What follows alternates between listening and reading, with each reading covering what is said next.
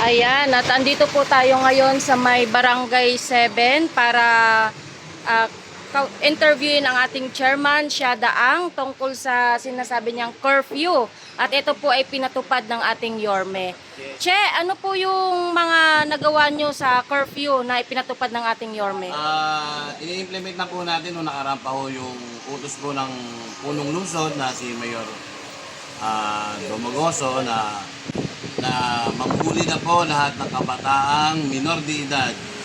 At may bago po kami natanggap na memo na lahat po na maingay na polusyon, lalo po yung mga tambutso. Sa motor. Oo, implement na po natin sitahin o pag nahuli po, tinonumber po natin sa kapulisan.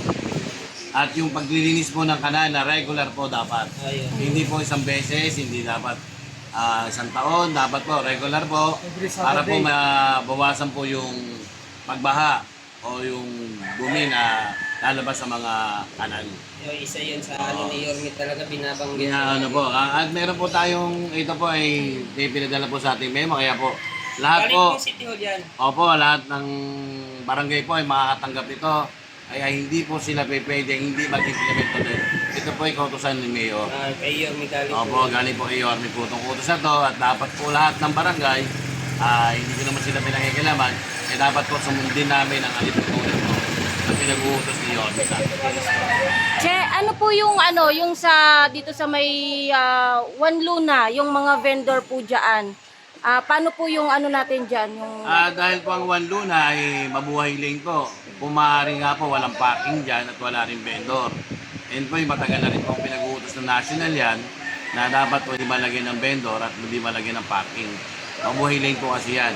I-maintain po natin yung utos po ng katastasang punong lungsod na bantayan at tulungan natin ang kapulisan para hindi naman po mahirapan na sityo.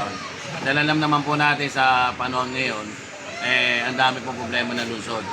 Para mabawasan po yung trabaho ng ating punong lungsod, si Yorme. yan. Che, ano po yung mensahe nyo sa mga vendor po dito sa nasasakupan mo? Sa lahat po ng vendor, alam naman po natin na 90, siguro 95 o 99%, no? Na wala namang taga rito sa amin na nagtitinda dyan. Siguro, makikinabang na po kayo sa lugar na Maynila. Isang pinakamaganda pong gawin dyan ay alagaan niyo po yung pwesto nyo, mahalin niyo po yung pwesto nyo. Ngayon naman po ay panatag na kayo dahil wala na po itong mga tongpat-tongpats. Ang mahalaga po dyan, yung binigay po na privilege ng ating lungsod, huwag po nila sayangin. Kasi po, binibigyan na sila ng privilege na magamit nila yan. Yung iba nga po dyan, hindi na taga rito sa atin, pero dahil nga mabait ang Maynila, at sa ninunupan nila ng mana yan, inaya po sila. Chairman, sa ano naman po sa mga magulang ng minor de edad na kahit hating gabi na yung mga anak nila nasa labas pa rin, nasa kalsada, anong masasabi mo rin? Ang mga magulang po na hindi kayang alagaan o arugain ang kanilang mga anak, wala po silang dahilan para sabihin nila matitigas ang ulo ng kanilang mga anak. Dahil sila po ang pipinahan natin pag hindi po sila sumunod sa ordinansa ng Maynila. Last na lang po, Che, ano po yung mensahe nyo sa ating buting Mayor Isko Moreno? Nagpapasalamat po kami kasi nagkaroon po tayo ng gobyerno. May mga malalapitan na po tayo at sa saglit lang po na panahon ng pag-upo nakita naman ninyo, hindi lang naman po ang saksi po ang buong Maynila na ginagawa po ng paraan lalo po sa basura. Ayan, thank you po, Che. Chairman, thank you.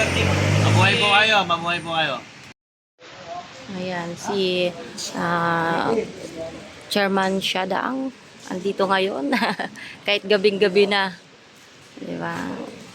Chairman, gandang gabi po. Magandang gabi sa inyo, magandang gabi. Nakakuha ng 7, ay 6. Kapon daw po siyam. Siyam. Pero mamaya pa yan kasi Meron pa. tataka rin kami bakit nakakalugod sa ibang barangay. Tulad yan, isama niya sa mga bata na yan ay mga hindi taga rito. Ayun lang. Napansin ko nga rin ngayon, Che, walang mga bata ngayon dito nakaano sa barangay mo. Sa atin, sa barangay natin, medyo dito sa atin, wala namang bata na pasaway. Oo. Pero nagtataka kami, siguro nalulusutan pa rin yung mga magulang Dapat madisiplina lang sila para matuto sila. Kailangan mag-guide lang natin yung mga bata na imbis matulog at para bukas, makapaglaro sila kung may araw ng bago. Pag magpuyat, kasi wala makukuha sa pagpupuyat eh. Kaya nga. Mga taga saan kayo? Para 105? 101? Naku, ang lalayo pa pala nitong mga... Oo, nakarating dito sa ano. Ano ginagawa niyo rito? Alam niyo naman yung pinag-uutos ni Mayor, di ba? Ni Orme. Na dapat, bago mag-alas din, sasabahin na kayo. Huwag na kayong gagala kasi hindi lang naman kami nanguhuli lahat ng barangay. Kung sa amin, nanguhuli din ng mga DSWD, yung MTW, at ang kapulisan, nanguhuli din. Para sa hindi yan kasi mahirap na yung mamaya, katulad kayo, gagala kayo, mapunta kayo sa ibang lugar, mapatrobol kayo. Kasi wala naman na kayo gagawin sa gabi. Ang tanging gagawin sa gabi, umuwi ng bahay, mag-relax, manood ng TV, ulog. O kaya gumawa ng assignment. Ayan, pinapangaralan po ng ating chairman yung mga bata na pag-alagala. Ang lalayo pa pala nitong mga to. Hindi po talaga taga Barangay 7 yan. Yan ang ano dito. Kasi ito, kagaya niyan, itong Barangay 7, wala po talaga kayo makikita ng mga bata. At kita mo, tahimik na dito. Diba? Kaya talagang ipinapa-implement ang curfew dito sa Barangay 7. Ayan lamang po.